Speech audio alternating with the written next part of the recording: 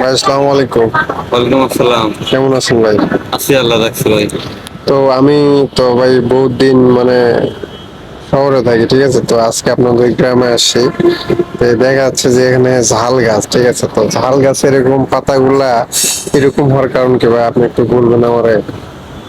এটা সম্ভবত মানে আমরা যতটুকু জানি আর কি, আমরা তো মরিচ চাষ করতাম, মানে অতিরিক্ত রোদের কারণে, তারপরে পানির সংকটের কারণে এই গাছগুলো এরকম হয়ে গেছে।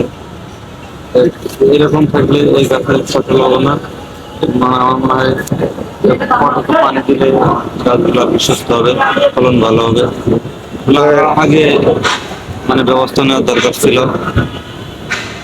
তো মনে হয় মানে পরিচর্যা করার লোক নাই, খালি গাছটা রোপণ করে ঠিক আছে আর খবর নেই, যার কারণে গাছগুলো আর ভালো ফলন হবে না।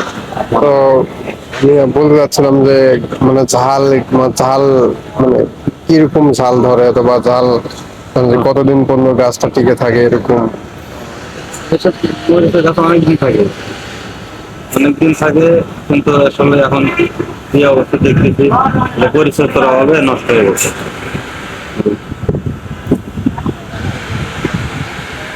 গাছ আপনারা দেখতে পাচ্ছেন নিচে জালের গাছ। তো পাশে আরো অন্যান্য ভাইয়ের এখানে বলতে পারেন যে একটা একটা একবারে আপনার এর মতো আর কি। হ্যাঁ, অনেক শাকসবজি গাছ আছে এখানে। তো মানে ঝালের আর কি একটু ঝামেলা হয়েছে আর কি। তো ভাই একটু চিন্তার মধ্যে আছেন ভাই।